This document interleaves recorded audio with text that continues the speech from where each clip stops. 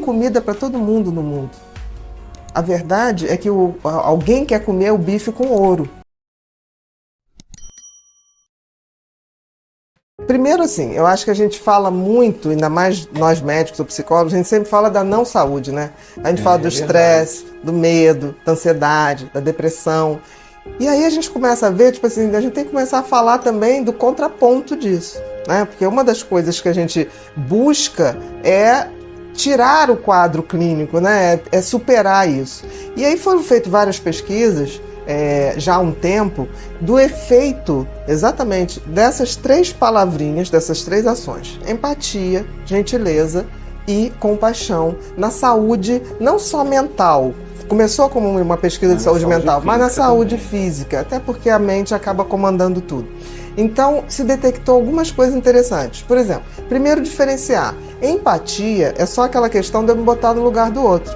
Mas empatia é só empatia. Por exemplo, se eu não tiver a compaixão, eu não entro em ação para mudar aquilo. Porque eu posso ter muita empatia, mas eu não estou ajudando ninguém. Sensibilizar com a dor do outro, mas não fazer nada para que o outro mude. Então, por exemplo, a compaixão, ela já tem uma postura de ação. É o que eu vou fazer para mudar aquilo. E a gentileza é um bracinho da compaixão. É como se fosse intermediário. Eu faço uma coisa não para mudar, mas para tornar a vida daquela pessoa um pouquinho melhor. A gentileza, eu posso te dar uma flor, eu posso te dar um abraço, eu posso te dar um beijo. Não necessariamente um sorriso. Não necessariamente eu vou tirar você de uma situação ruim, mas eu vou dar um pouquinho de luz naquele dia. E aí foi tão interessante porque a gente viu o seguinte, que essas compaixão, empatia e gentileza têm caminhos diferentes no cérebro, tem neurocircuitos diferentes. E são coisas que têm que ser treinadas, porque são coisas muito recentes no ser humano. Os nossos circuitos ligados à nossa sobrevivência, à nossa evolução como espécie, sempre foram o contrário. Foi de competitividade, de violência, de ocupar espaço, de fazer, competir com o outro, de comida, de buscar abrigo. Tudo oposto a isso, né? Porque como é que eu estou disputando um território com você? Como é que eu posso ser gentil, ser empático com você ou ter compaixão? Era impossível. Mas nós estamos marcados ainda, os nossos circuitos mais marcados são os circuitos da sobrevivência. Por isso, tanta gente adoecendo de medo, né, de depressão, disso tudo. O que a gente viu é que os outros circuitos mais recentes, que não são tão marcados, podem ser treinados. Como é que eu treino, por exemplo, compaixão? Você pega qualquer pessoa, eu penso agora numa pessoa que eu amo. Você pode pensar. Pensou na pessoa que você ama? Pode ser qualquer pessoa em qualquer nível de amor. Você agora vê essa pessoa sofrendo, ok? O que você vai fazer para tirar essa pessoa desse sofrimento? O que você vai fazer para mudar isso? Empatia, gentileza e compaixão. Tem uma hierarquia. A empatia, quando eu falei, imagina uma pessoa que você ama, você foi empático. Sim. Né? Imagina ela sofrendo. Novamente, você está sendo empático e sentiu essa dor. Agora, você pode fazer isso tudo e a pessoa continuar ali. Na gentileza, eu vou lá, vou dar a mão. Eu dei a mão, mas não mudei. Agora, o que eu vou fazer para ela mudar? Aí eu já estou na compaixão, que é um nível muito mais elevado. Então isso tem que ser treinado. E é tão bacana isso, porque assim, hoje existe nas escolas um movimento de treinar isso, que seria a tal da inteligência não emocional, seria uma inteligência socioafetiva. Porque emoção é só identificar uma emoção, mas é uma coisa mais abrangente. Então, você treinando crianças desde muito cedo a ter empatia, gentileza e compaixão, você automaticamente está diminuindo a probabilidade daquelas crianças desenvolverem transtorno de ansiedade, depressão, porque os circuitos ligados ao medo, à ansiedade e o adoecimento pela depressão, pelo excesso desses dois, é muito mais instintivo, está muito marcado pra gente. O que não está marcado tanto, que a gente só começou a ter casa onde morar, comida farta, vai no supermercado e pega, há muito pouco tempo na história da humanidade. E isso faz com que esses circuitos desses sentimentos mais generosos ainda precisem de treinamento. Mas o que a gente está fazendo? A gente evoluiu, mas não estamos treinando isso. Porque as pessoas evoluíram, aí estão competindo, ao invés de... Tem comida para todo mundo no mundo.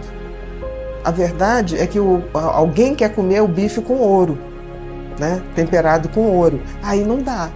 Porque aí eu quero muito mais, eu estou competindo quando não era mais para ter competitividade. Porque a gente já está num nível que não precisava estar competindo entre a mesma espécie. Nós somos da mesma espécie. Competir com o outro.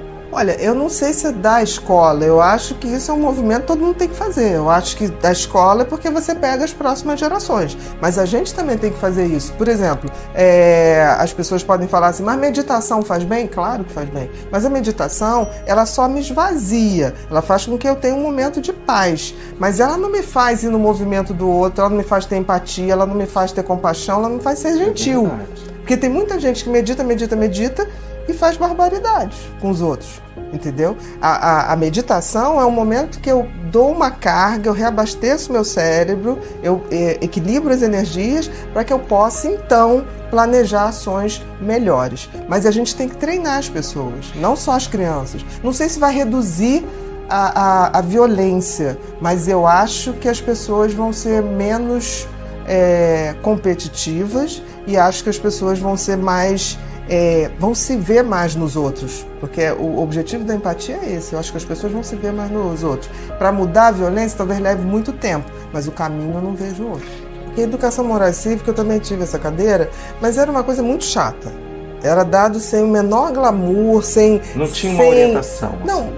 Não se falava em gentileza, era porque você tinha que ser bonzinho, porque tinha que ser bonzinho, era quase porque Deus ia castigar. O que eu não acho muito legal, mas eu acho que a gente hoje, até pela neurociência, a gente já tem um cabedal de conhecimento em que realmente as coisas boas, a generosidade, a gentileza, faz bem mesmo. Então a gente tem argumentos muito melhores do que siga essa regra, porque você tem que seguir essa regra. Então, assim, eu acho que está na hora disso voltar, mas com uma roupagem totalmente diferente, com pessoas baseadas em questões científicas, porque a ciência hoje está muito a favor das coisas boas, né? Apesar das pessoas acharem que a ciência é só para coisa ruim, mas é porque é pouco divulgado para as coisas boas, mas a ciência trouxe esse conhecimento para a gente. Então, eu não acho que a educação moral e cívica vai ser ressuscitada, mas eu acho que dá para perceber que tem muita coisa boa dentro do comportamento e que isso reverte para a gente. Você falou do individualismo, não precisa muito. O individualismo virou a filosofia dos tempos modernos, infelizmente. Tipo assim, o meu primeiro, depois o seu. O que foi uma grande besteira. Foi uma grande besteira, porque assim, quando a gente evolui como espécie. Então, se eu estou competindo com você, a gente está competindo entre espécies. Isso é de uma burrice enorme, né? Então, assim, voltar essa questão, e se a gente lembrar que o que acontece com você, o que acontece com o outro, que todos nós somos de um mesmo grupo e tudo que a gente faz tem consequências no outro e em mim, a hora que a gente reconectar essa questão, que a gente está no universo e o universo está na gente, aí a coisa começa a mudar. O que falta é essa nova visão, é uma visão da inteireza das coisas. As coisas, nós somos inteiros, nós não somos fragmentados. Não adianta você se dar bem porque eu vou me dar mal. Não, se você se dá mal, também vou me dar mal de alguma maneira.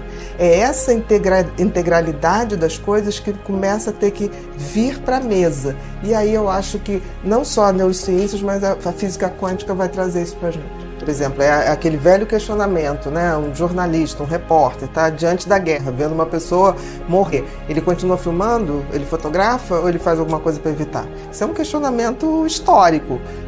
Eu não conseguiria ficar filmando uma pessoa morrendo. Agonizando. Talvez eu possa até tenha a meu favor essa questão, porque medicamente eu sou um bicho treinado para salvar a vida. Eu fui educada assim, eu fiz uma profissão assim. Então eu não conseguiria mesmo. Certamente eu jogaria a máquina para algum lugar para não atrapalhar. Mas isso me questiona, porque hoje as pessoas fazem isso e depois postam, porque aquilo dá um X de like.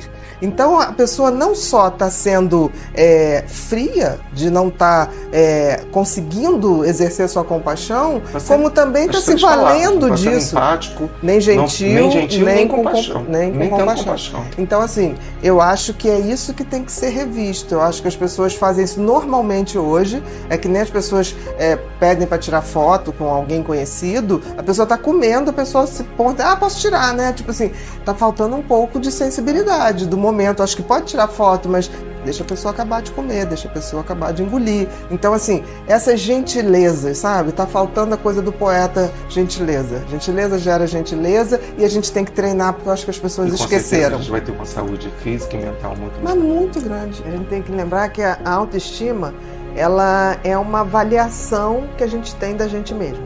E se a gente for botar isso dentro da sociedade como um todo, é tão importante a questão, numa sociedade capitalista liberal, a validação, você valorizar qualquer coisa, patrimônio, empresa, imóvel, é absolutamente importante. O que eles chamam, o setor das empresas tem o tal do valuation. O valuation é quando você, por exemplo, uma empresa quer comprar outra, então tem um setor que vai ver qual é o valor de mercado daquela empresa. Você vai comprar um imóvel, vai vender um imóvel, tem também o valuation daquele imóvel. Então, isso perpassa toda a nossa sociedade ocidental e oriental também hoje. A questão é que a gente fica se perguntando como é que a gente faz uma validação, um valuation da gente, que seria a autoestima. Como é que a gente se valida? Que valor a gente dá a gente? E aí isso é muito compatível com a autoestima. Porque a autoestima, ela precisa, mais do que ter um valor fictício, ela precisa ter um valor individual. Então é uma coisa subjetiva. Eu não posso te validar ou dar valor a uma característica sua. Porque na autoestima, auto é da própria pessoa. Você tem que se dar esses valores e isso tem que ser de base para que você se sinta bem e possa exercer esse valor no mundo. Existe ser humano perfeito? Não existe ser humano perfeito. A gente tem qualidades, a gente tem defeitos e a gente tem disfuncionalidades, coisas que não funcionam absolutamente bem. A grande questão é a gente aceitar isso, porque eu vejo que as pessoas que têm baixa autoestima, elas acham que nada é mutável, ou seja, elas são ruins e nada vai mudar aquilo. Ou as pessoas que têm um ego, um narcisismo ou uma coisa inflada, que elas são maravilhosas. Não tem a pessoa que seja tão ruim assim, nem tem a pessoa que seja tão maravilhosa. Uma coisa que é muito importante para uma autoestima, você falou amigos, respeito, isso ainda depende do outro, a amizade depende do outro. A coisa mais importante para a formação de uma autoestima é a essência da pessoa. É assim, o que aquela pessoa tem na sua índole, tem na sua essência de sentimento e o que a pessoa tem como talentos essenciais. A gente tem que ver, partir do princípio que não existe um cérebro perfeito, não existe uma pessoa que vai ser boa em tudo. Mas a gente identificando desde muito cedo o que a gente faz de uma maneira, o dom, né? Faz um pouquinho diferente das pessoas e tem um prazer e sabe que aquilo é bom, a gente tem que pegar isso e investir nisso. Tem de melhor. De melhor. A autoestima, quando ela é feita em cima dos nossos talentos, em cima da nossa índole, ela é uma construção sólida. Quando não é feita assim, não vai. A autoestima tem muito a ver se a gente tem a sensibilidade de captar o que a pessoa tem de melhor, de captar seus talentos e não atrapalhar, deixar aquilo se desenvolver. Se não puder ajudar, não atrapalha.